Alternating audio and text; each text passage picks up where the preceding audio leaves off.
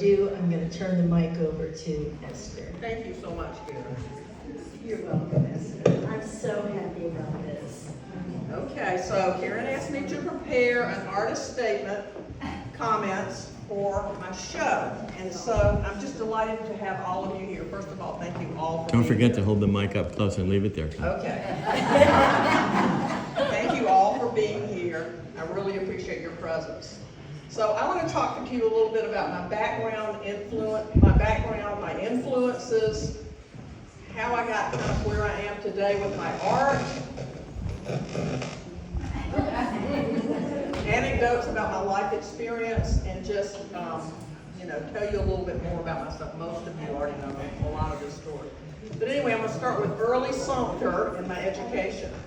So I grew up in Sumter, and I was surrounded by 13 beloved first cousins. All my first cousins on my father's side, the Sharp side, and my mother's side, the Bynum side, were in Sumter when I was growing up. They were really more like siblings than cousins to me. And their children are like my nieces and nephews, and I love them to pieces. I was just so lucky to be in such a great family. I had incredible elders, my Bynum and Sharp parents, grandparents, aunts, and uncles. And Betty Lou Birch and Eloise Missouri, who were constant presences in our household, were my mothers and my influencers as well. So when I was a child, I was an inveterate reader at the Carnegie Public Library. And everybody in my generation will remember that. Mrs. Greer, or Gear, I can't remember, kind of ruled that place with benign neglect. She'd kind of walk around, and if she saw you in the library, she'd say, "Oh, you like the Bobbsey twins? Well, try the Boxcar series. And if, oh, you like the Boxcar series? Try Nancy Drew. Try the Hardy Boys." And so that's how I got started. My mother would dump me at the library, and then I would get my books, hang out in the library, and walk down to her house on Church Street.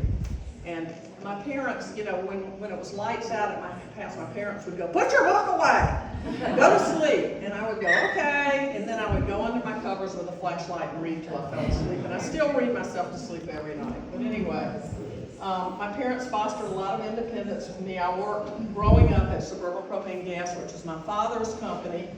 And I started out at age 12 licking stamps and envelopes for the invoices at 25 cents an hour. By the end of high school, I had skills and a checking account and savings account with enough money in it to realize that I could support myself and I didn't have to depend on my parents, and that gave me a big feeling of freedom, although that wasn't totally true. My boy cousins painted tanks in the summer at Suburban Propane Gas. They got to drive around in the countryside to paint the tanks, and that was a job I really wanted, but alas, I was gone. Also wanted to be a writer. I was inspired by the late, great Grady Locklear at Edmonds High School, and I later got to study with James Dickey at University of South Carolina, where I finished college. Well, after high school in Sumter, my parents packed me up to go to Converse College, and that's where I really started getting to be a little more interested in art. I'm going to discuss a little bit more my background in Sumter in just a second, but so they took me to Converse, and there was a professor there in the English department. I wanted to be a writer. I decided that. And the Osteen family was very helpful with being able to pursue my early writing career. But I wanted to be a writer, and I studied later at the University of South Carolina. I was able to study with James Dickey. But when we got to Converse, Dr. Stevenson, my advisor, my father requested an appointment with him, and he said, "Dr. Stevenson, when Esther graduates from Converse, I would like for her to be able to go out in the world and support herself and have a job." And Dr. Stevenson said, "Mr. Sharp, I suggest that you take Esther out of Converse and put her in a technical school." Thanks to my mother, I got to stay at Converse a little bit. So anyway, the highlight of my Converse years was a junior semester abroad in London, Amsterdam, and Paris in 1971. And the art teacher there, I wasn't in the art department, but the art teacher there, Melba Long, took us roaming through all the great museums in those cities, and and she taught us how to look at paintings. She would say, look at that Durer over there. Look at the way the lances that the horsemen are holding point toward the sunrise. And I would be like, okay. But I did learn to look at art and to appreciate art thanks to her. Okay, so who were my influences? Well, I was lucky enough to be the cousin of a famous artist from Sumter, Elizabeth White. She was a great painter. She was an etcher, and so some of you the gallery used to have some of her prints that you could buy right in the gallery. She was actually the founder of the gallery, and she went to the Philadelphia Academy of Arts and Columbia University to study painting, and she was born in the late 19th century, so before 1940, she was doing her art. She was a McDowell Fellow, and then she was also in the 1940 Venice Biennale. And my mother would take me to her house, and I would see her kitchen was just splattered with paint, and so I just had some early exposure through that.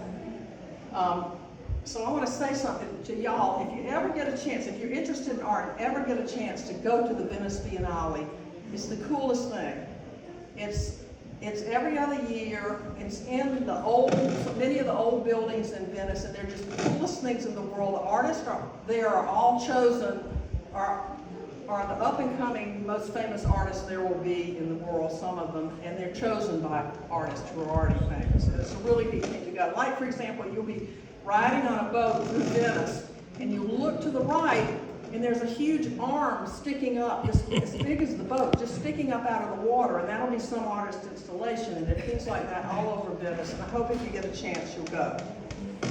All right, so Elizabeth painted a baby portrait I loved of my best friend, Scott Rumpf, that hung in his house on Buford Street. In it, his face was dirty, and she captured his mischievous grin. And it was a bit shocking for the times. It wasn't a pretty portrait, but it captured a little boy in a way that I really hadn't seen before. So that was Elizabeth. Another one of my influences later was Jasper Johns. He's 94 years old now. He is the greatest living American artist in my opinion, and in many other people's opinion. And he was the valedictorian at Edmonds High School, right here in Sumter, right next door, in 1947. He lived after World War II with an aunt in Sumter, South Carolina, and he's a great part of our past here in Sumter. And a lot of people don't even know that he was a valedictorian at Edmonds High School. His paintings of maps, flags, targets, and letters inspired my first series, which is called Flagments. I bought my first art, a poster of one of his flag paintings, and had it framed from my apartment when I was living in Cambridge, Massachusetts in the late 70s. Another one of my influences was Katie Levi, who can't be here with us tonight. She had to leave early, but she came earlier to say hi. And her family and Katie's cousin, Patty Barnett, gave me one of my first important pieces of art, a painting by Minnie Deschamps, another Sumter artist who I just adored the way she painted. She was an unschooled painter. She hadn't gone to art school, but her paintings were so alive and so full of color and so precise, and just captured the rural area around Sumter. Katie's mother, Katie was an artist too, and some of her paintings were in our house, and they were light, full of color, just very inspiring for me. And Katie's mother was also an artist in St. Croix, U.S. Virgin Islands, is where she'd go for part of the year. And I thought, man, that sounds like a cool way to live. I'd like to be doing that one day. I took my first art class at Alice Drive Junior High School. But my friends in art, Betty Stuckey, Emily Roddy, and Carlin Gilmore, were such better artists than me, I really didn't pursue it anymore at the time.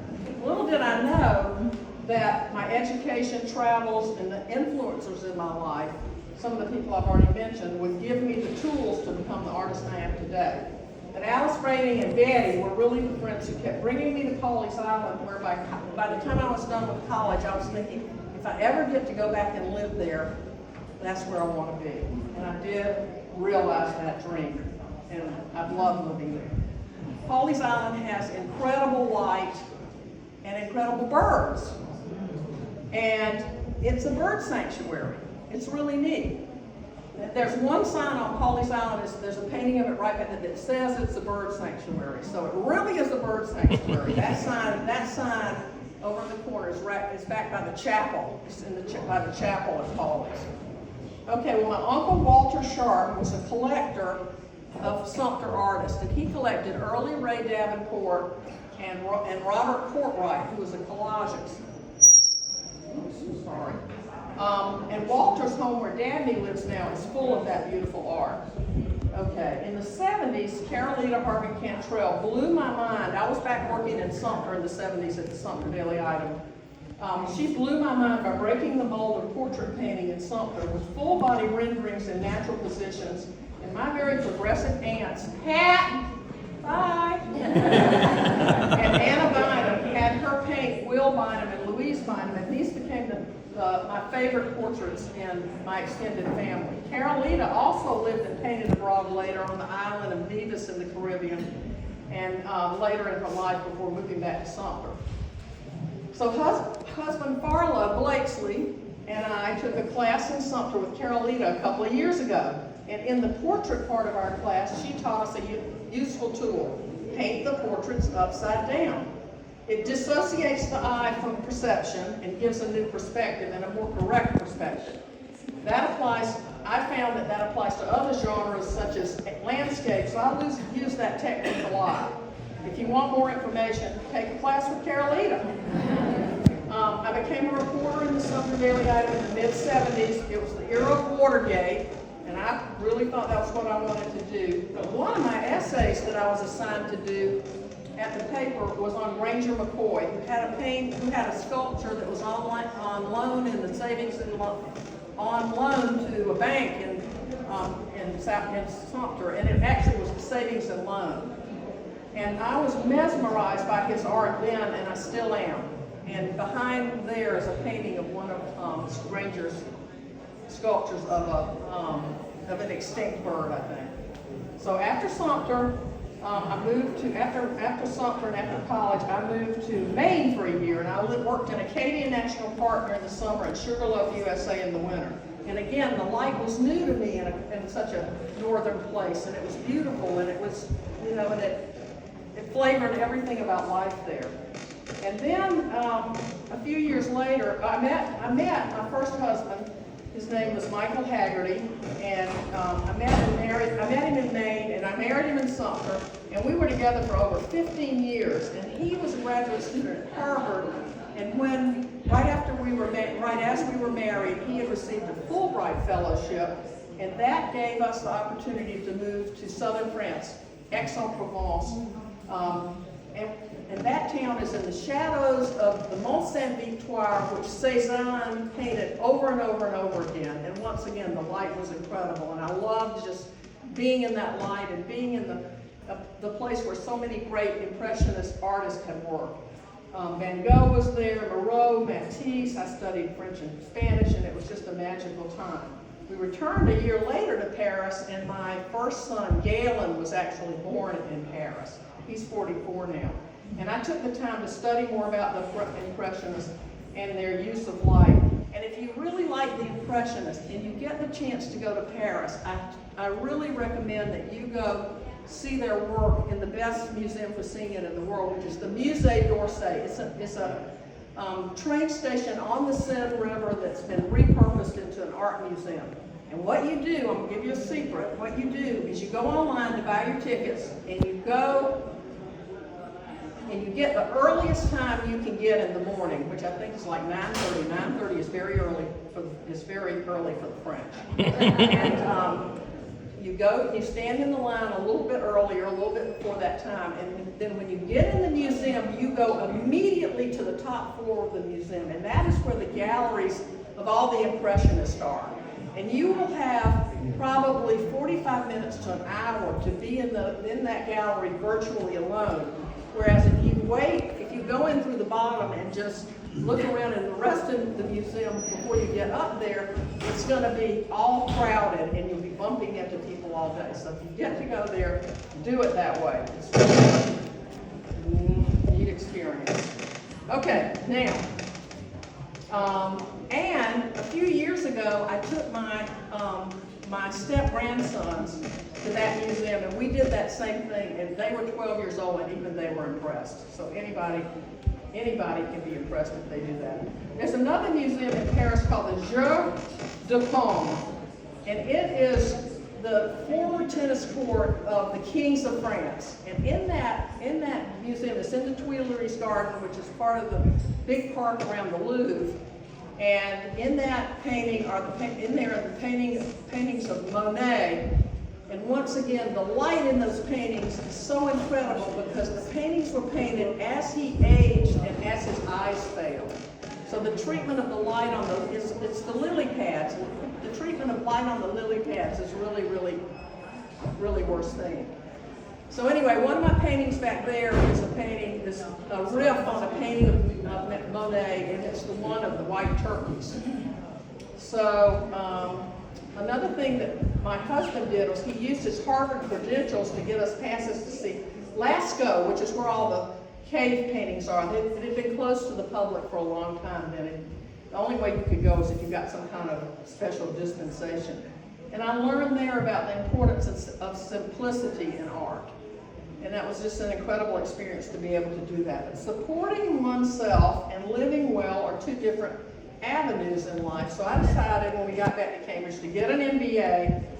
And during that period of time, I went to work. After I finished my MBA, I worked for a venture capital firm in Boston for about 10 years. Brigham Deliage. I had a fascinating career in finance, and I really loved every moment of it. But I was giving up on the dream of my husband becoming a professor and us being able to sort of continue that really neat life of going back and forth to Europe. He slipped into the abyss of addiction, which I was ill-equipped to deal with. My family members were teetotalers, and I wasn't used to that. I thought it was very attractive for quite a while, but in the end, it's a loser game. Anyway, we were divorced, and he did achieve his goal of being able to live in France, and he lives there today. But anyway, a few years later, after we divorced, I met another guy, Thomas Hearn, in Baton Rouge, Louisiana, at a marriage of a mutual friend. I married him after a couple of years and moved to Baltimore, and I lived there for 20 years. I had my second son, Tommy, there, raised both my kids, and they're still there. They love Baltimore, and they still live there. I love Baltimore too, but not as much as Pawleys Island. But I was like growing peonies in a garden out on a farm in the middle of nowhere, and that was a tough life for me. I kid you not. But during those years, I took respite in playing tennis, which my family loved. My uncles Henry and Aldous and sister Elise were playing back at home. My cousin Will was a star in high school and college. But sometimes cataclysm and heartbreak bring great changes, and that's been my experience in my life. After nearly 20 years, Tom fell in love with someone else. It took me 3 agonizing years to move on, and art was my savior.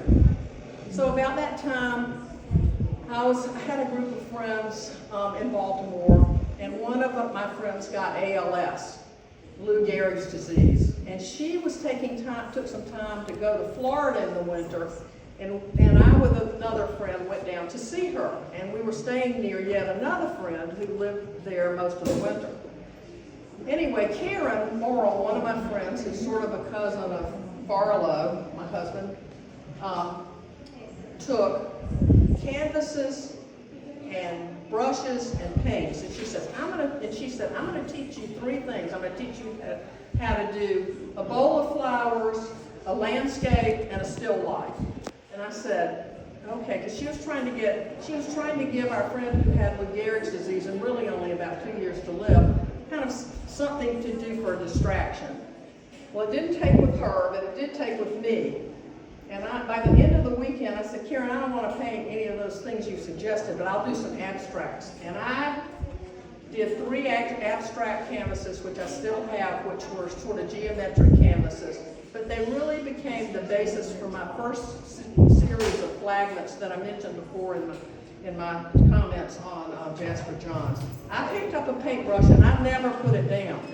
I've painted almost every single day since I started in 2012, and that launched my career. After the heartbreak, I had a few tough years medically, kidney cancer, surgery and chemo, joint replacement, cataract surgery, loss of my parents. That was a great time to start building my house at Pawleys Island. So thanks to my sister, Elise, the great artist and inspiration to me, who helped me through all of this, I'd come down to visit my parents, who were by that time in Covenant Place, and then I would meet Elise down at Pawleys and stay there, and we would go take workshops with Bruce Chandler, who was an artist who lived in Sumter for a long time. She's I call her a fantastic free-range teacher, because you can learn so much from her about anything you wanted to learn. And Bruce had an exhibition here in 2008. And she loved Sumter, and I think Sumter really loved her, because she was a great teacher.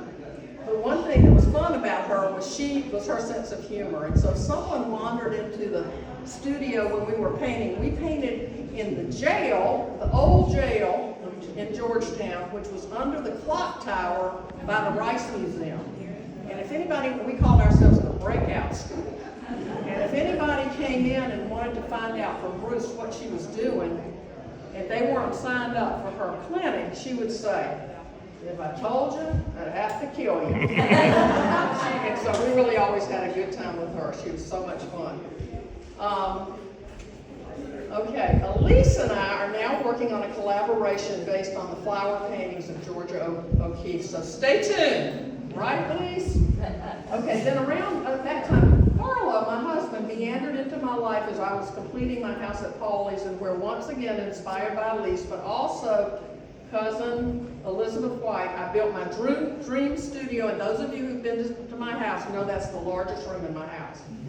Farlow got me through the construction process, which had stalled when I was sick. Now, in retirement, Farlow and I traveled together for art and tennis. He was born in Florida and was a child tennis prodigy. He won all the titles in his high school in New England. He's an ace needle pointer, too. I have to see Farlow's needle points. He creates amazing